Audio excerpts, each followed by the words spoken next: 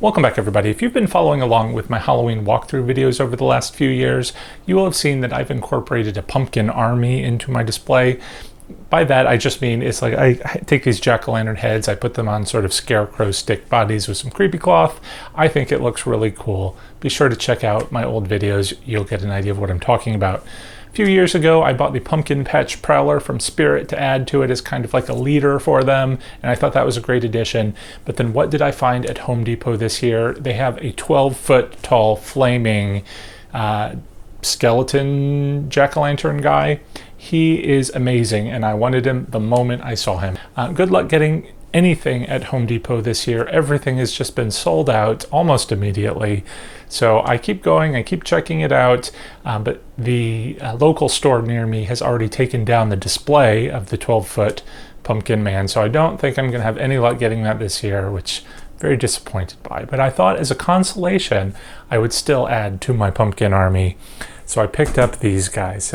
Now, we have the first thing that I really wanted was this set of Rotten Patch animated pumpkin twins. So it's just this creepy little boy and girl with this really crazy looking pumpkin face. And I thought they were going to be great just to kind of like be at the end of my driveway. Just kind of an introduction to the display and to my pumpkin army. But they're only like this tall. So I figured it was not substantial enough. So I went ahead and I bought this 6-foot rotten posable pumpkin skeleton with lifelike LED eyes. Now I didn't really look at it in the store, so I don't really know much of what it looks like or what it does. I just thought standing behind the twins, it would make a nice sort of pyramid shape, be a good display. So we are going to actually look at the twins in a later video. Today I'm going to go ahead and unbox and assemble the Rotten Patch posable pumpkin skeleton with lifelike LED eyes here with you. We're going to check it out and see what it looks like. So first up, let's go ahead and take a closer look at the box. It is a Home Accents Home Depot product. Looks like it is outdoor if it's covered with a timer, 6 hours on, 18 hours off. It has LED technology, makes eyes appear to move and blink. The arms and legs are posable, and it requires batteries sold separately. Here are kind of an idea of what the eyes look like, and we have a size display. We also have instructions written here on the box. Requires 3C batteries sold separately.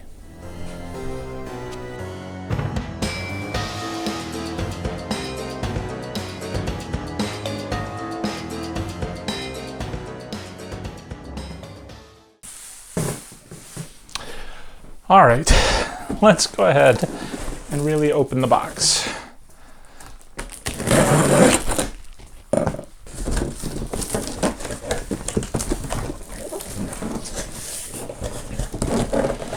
All right, inside we have some protection cardboard. Let's go ahead and pull that off. All right. It looks like he comes in one piece, which I love. That's less work for us to stand him up. All right, so I'm already somewhat disappointed because, you know, I really need to start looking at the box a little bit closer. So he's, he's posable, but he doesn't come on a stand, apparently. So that's unfortunate. Now I'm gonna have to figure out a way to make him stand. But he also has some zip ties here, so let me cut those off, and then we'll see what he looks like. Right.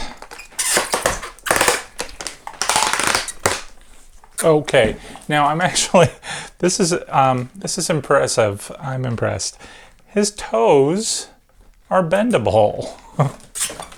Not only is it like the toe goes up and down, but like at the joint as well, you can bend it even further. That's crazy. I've never seen that before.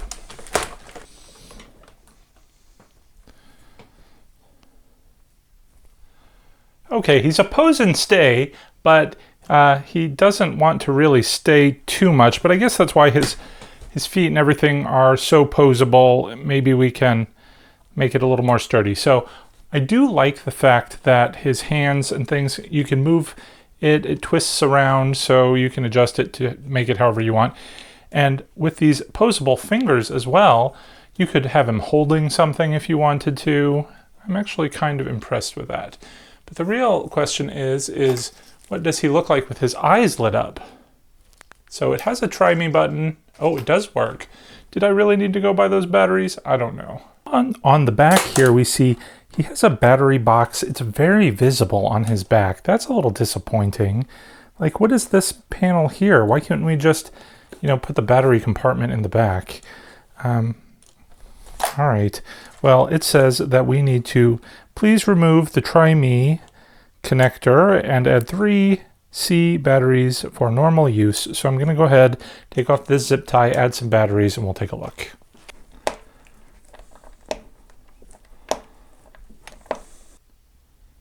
So it turns out we should not have cut the zip tie to this little box because it wasn't the battery compartment after all. The battery compartment was this back of the head bit. Now these screws are pretty long, longer than I would expect, and it was actually kind of difficult to get them out because the hole is very deep in there. In fact, I could not get that one out. I don't know if it is stripped or what. I ended up actually having to just rip it off. So that is unfortunate. But let's go ahead and put the batteries in and see what happens.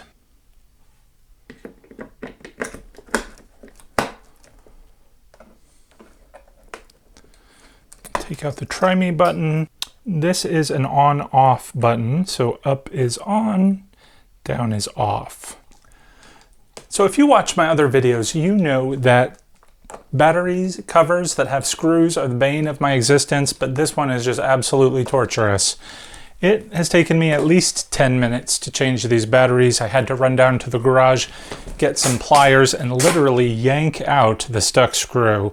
There is no reason this needs 4 screws, but it is what it is. So I've got the cover back on.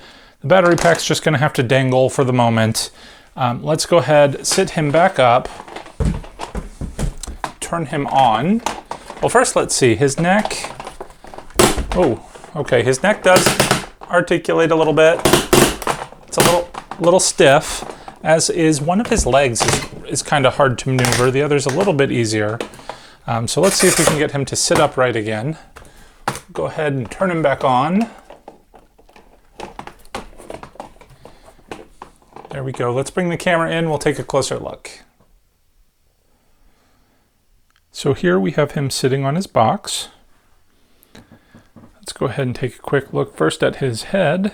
This is obviously the selling point of the prop. His eyes blink, they move left and right. It is somewhat creepy and a little bit unnerving because with the large size of this head, you might immediately think, gosh, is there somebody in there? But obviously not with the skeleton body. And the eyes do seem a little bit brighter, obviously, than they should be for a realistic look, but they do stand out. And I think it's going to be a hit with the kids just for that fact alone. Let's take a look at the top of his head. He's got a little wisp of hair that's actually his stem. And then there is a bit of string here at the top, so we could hang him in a standing position. There's a lot of wrinkles and realistic looking touches to his head. His teeth, I guess, kind of look like the flesh of a pumpkin, but they don't stand out enough. They do look a little plasticky. But the body, I think, is really pretty well done. It's not your standard plastic looking skeleton. So I've got him holding a knife in one hand. I did have it actually raised up before, but the weight does want to pull it down. So if you're going to have him hold something, it's going to have to be light and plastic. But the fingers do articulate, which is very nice. And the feet can be adjusted to make him sit flat on the ground.